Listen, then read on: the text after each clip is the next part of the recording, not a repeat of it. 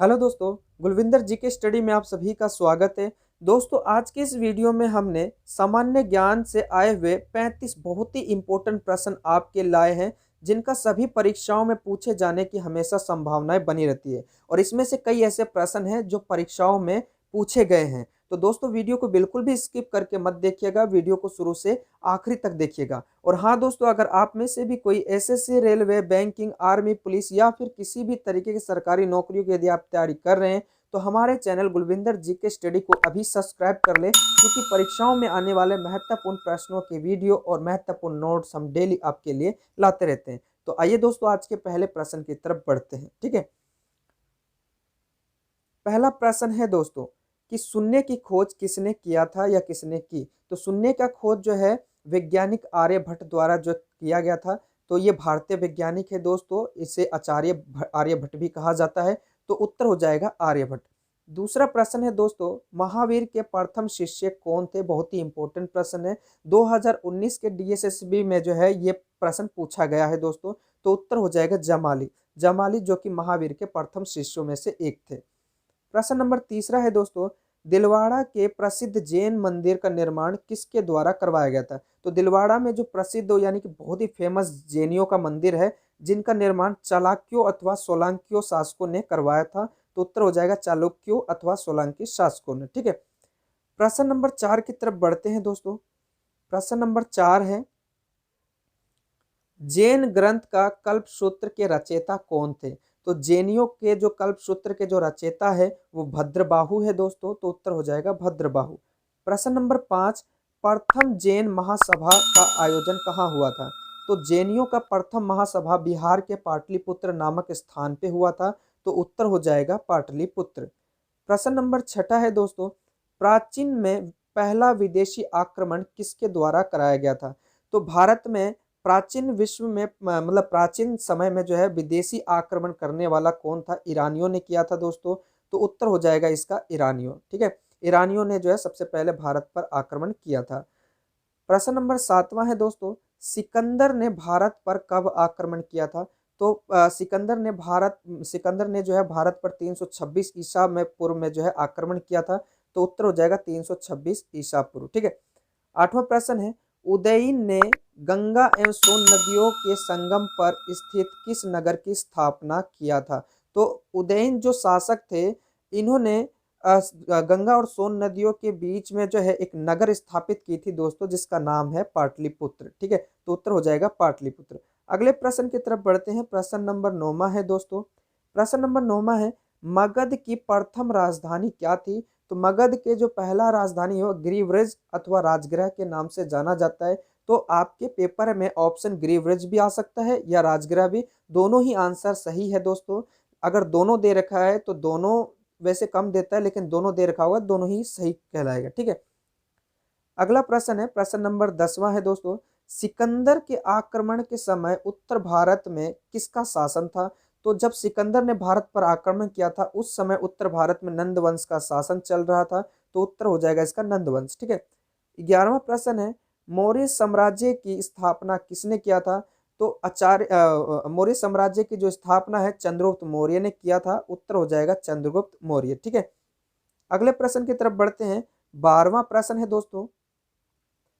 प्रश्न नंबर 12वां है दोस्तों, मेगास्थनीज की पुस्तक का क्या नाम है। तो मेगास्थनीज की जो पुस्तक है कई बार पेपरों में पूछा गया है, काफी फेमस पुस्तक है दोस्तों मेगास्थनीज की, इंडिका के नाम से जाना जाता है। तो उत्तर हो जाएगा इंडिका।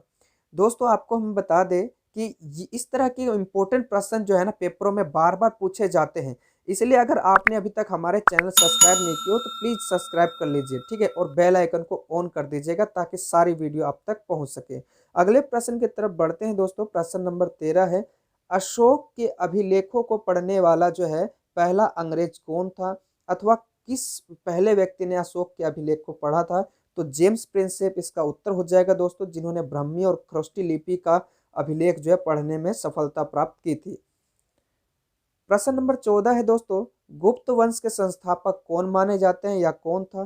तो गुप्त वंश के जो संस्थापक है श्रीगुप्त थे दोस्तों। तो उत्तर हो जाएगा इसका श्रीगुप्त। ठीक है, श्रीगुप्त इसका उत्तर हो जाएगा, श्रीगुप्त उत्तर। ठीक है, 15वें प्रश्न की तरफ बढ़ते हैं। गुप्त शासन के दौरान ऐसा पहला व्यक्ति कौन था जो एक महान वैज्ञानिक के साथ साथ गणितज्ञ भी था? तो गुप्त शासन में जो है आर्यभट्ट जो है ऐसा पहला व्यक्ति था जो एक वैज्ञानिक और एक गणितज्ञ की इनको बहुत विख्यात जानकारी थी।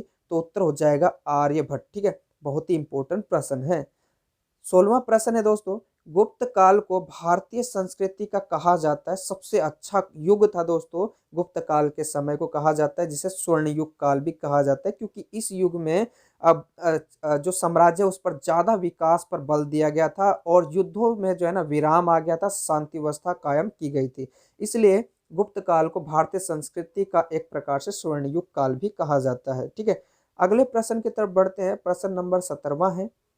प्रश्न नंबर 17 है दोस्तों कि कालिदास द्वारा रचित मालविका गणिमित्र का नायक था। ठीक है, तो ये जो रचित है ये पुस्तक अग्निमित्र ने रचित किए थे, तो उसका उत्तर हो जाएगा अग्निमित्र। ठीक है, कालिदास द्वारा जो है ये रचित है।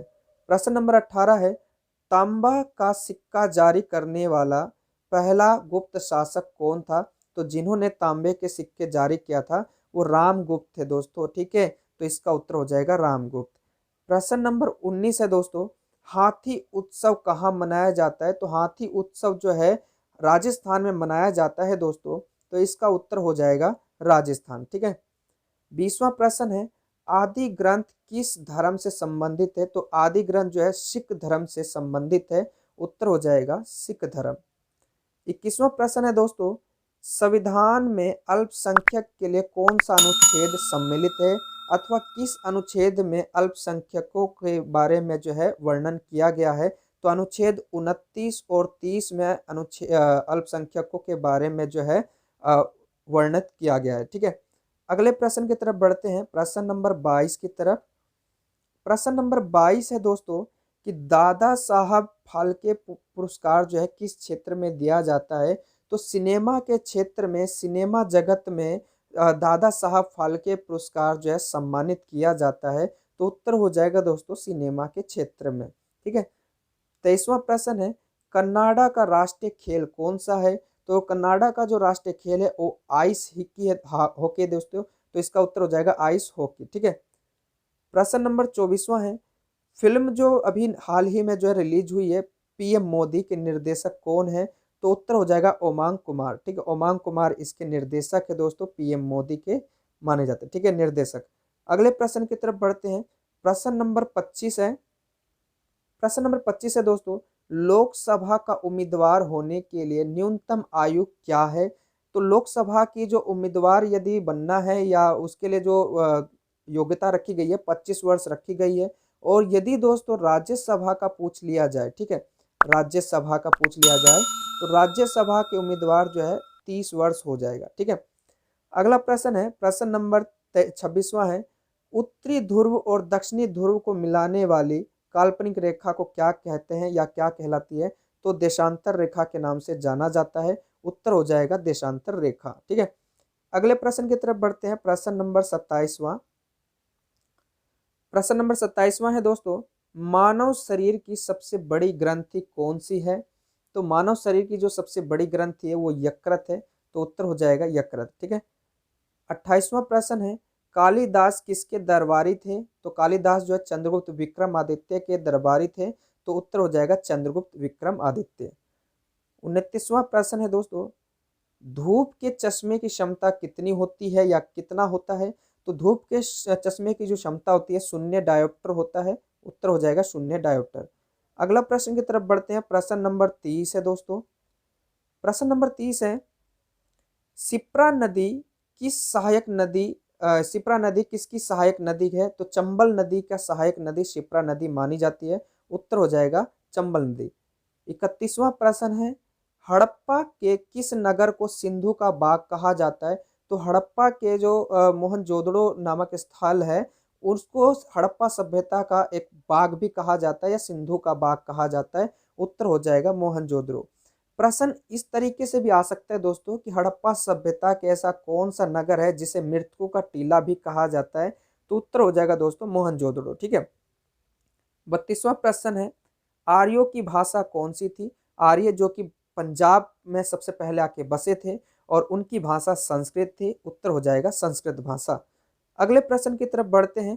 33वां प्रश्न है, प्रश्न नंबर 33 है दोस्तों कि बंगाल का विभाजन करने और किसके द्वारा किया गया। बंगाल का विभाजन कब और किसके द्वारा किया। यहाँ पर दोस्तों कब आएगा शब्द, थोड़ा सा मिसप्रिंट है। तो बंगाल का विभाजन कब और किसके द्वारा किया गया था। 1905 में जो है बंगाल का विभाजन हुआ था और लॉर्ड कर्जन ने बंगाल का विभाजन करने का जो है प्रस्ताव लाया था। तो उत्तर हो जाएगा दोस्तों 1905 में बंगाल का विभाजन हुआ था और लॉर्ड कर्जन ने इस प्रस्ताव के जरिए जो है बंगाल का विभाजन किया था। 34वां प्रश्न है, प्रथम लोकसभा के जो अध्यक्ष है कौन थे। तो जीवी मावलंकर थे प्रथम लोकसभा के अध्यक्ष। उत्तर हो जाएगा जीवी मावलंकर। आखिरी प्रश्न की तरफ बढ़ते हैं दोस्तों। आज की क्लास का आखिरी प्रश्न है, लॉर्ड वेलिजेली के साथ सबसे पहले सहायक संधि किस राज्य के शासक ने किया था। तो हैदराबाद के जो निजाम थे, हैदराबाद के निजाम शासक ने जो है लॉर्ड वेलिजाली के साथ जो है पहले जो है संधि किए थे या फिर जो है समझौता किए थे। ठीक है, तो इसका उत्तर हो जाएगा हैदराबाद के उस्मान निजाम। ठीक है, तो दोस्तों ये आज के 35 इंपॉर्टेंट प्रश्न थे जो बहुत ही ज़्यादा जो है परीक्षाओं में पूछे जाने की हमेशा संभावना इनमें बनी रहती है। दोस्तों आपको वीडियो कैसा लगा हमें कमेंट करके ज़रूर बताएं और यदि दोस्तों अगर आप चैनल में नए हैं तो प्लीज़ हमारे चैनल को सब्सक्राइब कर लीजिएगा और बेल आइकन को ऑन कर लीजिएगा ताकि आने वाले सभी वीडियो की नोटिफिकेशन और वीडियो आप तक पहुंच सके। तो मिलते हैं दोस्तों एक नई वीडियो के साथ, तब तक के लिए जय हिंद।